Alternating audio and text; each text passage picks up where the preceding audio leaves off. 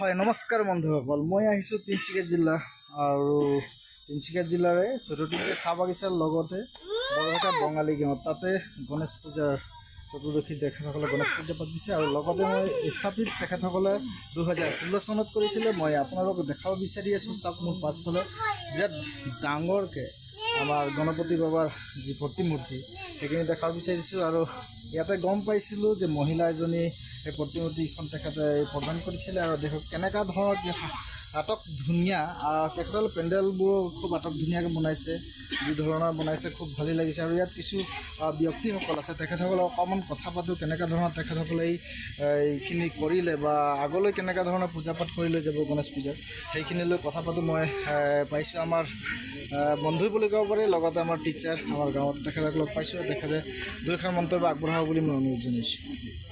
হয়, ওম শ্ৰী গণেশায় নমঃ।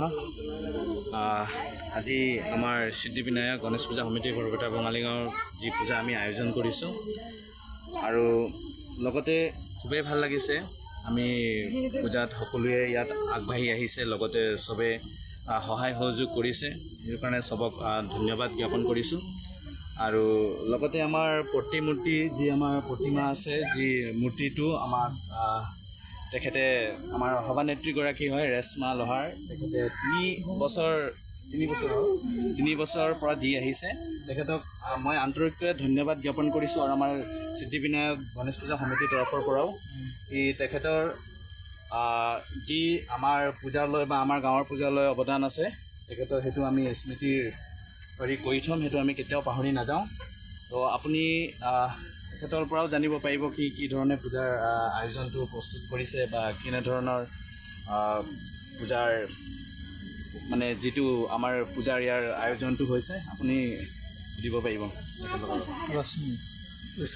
ৰেশ্মা হয়, আপোনালোকে শুনিব পালে তেখেতৰ মুখৰ পৰা ৰেশ্মা লোহাৰে এই প্ৰতিমূৰ্তিখন দেখিছে। আপুনি মোৰ পাছফালে চাওক, এই প্ৰতিমূৰ্তিখন দেখিছে তেখেতে ৰেশ্মা লোহাৰে দিছে। আৰু ৰেশ্মা লোহাৰ পৰা অকণমান জানিব বিচাৰিম बोलाते कि मैंने सोच कितना बड़ा जो मूर्ति दिला इस तक हमारे आसपास में मैंने यहाँ जितना तक देखली बोर्डू भी से लेके बोरजान गाँव तक छोटो टिंगराई बोरभटा तक लेकम नहीं खेता मैंने कि सोच के देख दिला बा किरकम मैंने मंतव्य मैंने घर से मैंने घर दुआ अच्छा रही काने दिली मोर इच्छा रहे मैंने देख ले जो मूर्ति में अकेला देख पा रहा नहीं तो मन लगले जो मैं कर दिली देख ले 3 बार देम बोली तो 3 बार देखे इच्छा कर दिली এখন छोकरा गेला दे इतना गुट के छोकरा गेला है मैं साथ देते तो देबे करी ना হয় তেখেতে 3 বাৰকৈ মূৰ্তি দিম বুলি কৈছিল, প্ৰতিমূৰ্তি দিম বুলি কৈছিলে। এই মূৰ্তিটো আজি সবাতোকৈ 2024 চনতে সবাতোকৈ ডাঙৰ মূৰ্তি দিলে আৰু তেখেতক আমিও আমাৰ চেনেলৰ পৰা তেখেতক ধন্যবাদ দিছোঁ। আৰু সমূহ আমাৰ সমিতি যিসকল আছে ইয়াত বৰঘাটা বঙালী গাঁৱৰ এই সমিতিকো আমি ধন্যবাদ দিছোঁ। আৰু দেখিছে আপোনালোক খুব ধুনীয়া আটক ধুনীয়া আৰু গোটেই পেণ্ডেল চেণ্ডেলত ধৰি গৈ চবতকৈ ডাঙৰ কথা হ'ল প্ৰতিমূৰ্তিখনেই বিৰাট ডাঙৰকৈ মানে আৰ ভাবিও মানে প্ৰতিমূৰ্তি ক'ব পাৰি খুব ধুনীয়া লাগিছে।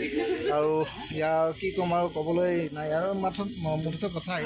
আৰু আমাৰ ইয়াত মাজতে মোৰ বন্ধু বুলি ক'ব পাৰি আমাৰ চুকবীৰ ভূমি ডাঙৰী আছে, তেখেতৰ পৰা অকণমান কথা পাতিব বিচাৰোঁ যিহেতু তেখেতেও খুব ধুনীয়াকৈ পেণ্ডেল চেণ্ডেল দিছে। আৰু তেখেতে কি মন্তব্য আগবঢ়াব?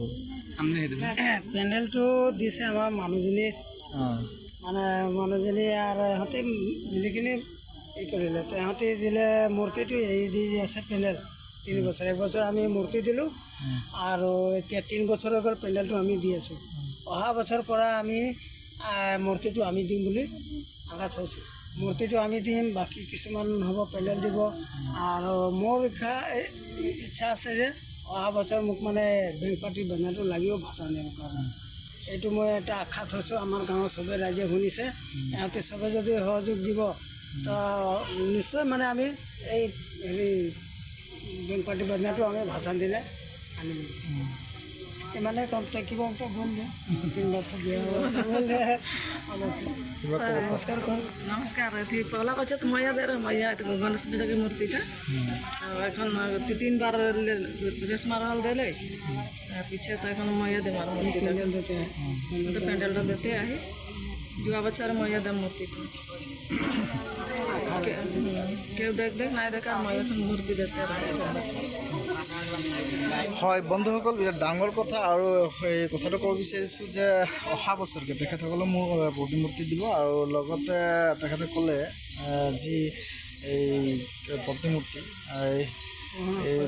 ভাষণ কৰা হ'ব, তেখেতসকলে কৈছে বেণ্ড পাৰ্টি দিয়া হ'ব আৰু কেনেকুৱা ধৰণৰ কি হয়। আৰু মই জানিব পৰা মতে এইটো ক'ম, আপুনি আপোনাকে কৈছোঁ, যিহেতু প্ৰশাসনে চাউণ্ড ছিষ্টেমটো যিহেতু সময়সীমা এটা বান্ধি দিছিলে, আৰু কেনেকুৱা ধৰণৰ আপোনালোকে চাউণ্ড ছিষ্টেমটো কেনেকুৱা ধৰণৰ বজাই আছে তেওঁ? চাউণ্ড ছিষ্টেমটো এইটো আমিয়ে দিছোঁ, মানে এইটো কালিৰ পৰা মই দি আছোঁ। ইয়াতে চাউণ্ড ছিষ্টেম আছে, মাইক চবে আছে, যিহেতু সিহঁতে ফূৰ্তি ফাৰ্তা কৰিব বুলি মই দি দিছোঁ এইকেইটা।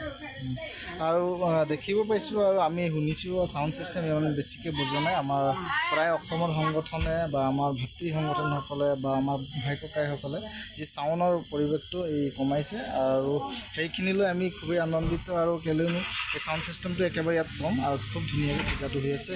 আৰু ইয়াতে মই বিদায় লৈছোঁ। অহা বছৰ 2025 আপোনালোকে আকৌ লগ কৰাৰ আশাৰে আপোনালোকে আহিব, খুব ধুনীয়াকৈ আটক-ধুনীয়া আকৌ ইয়াত পেণ্ডেল হ'ব, আকৌ গণেশ পূজা হ'ব বুলি আমি আশা ৰাখিছোঁ। ইয়াতে মই বিদায় লৈছোঁ। চবকে ধন্যবাদ।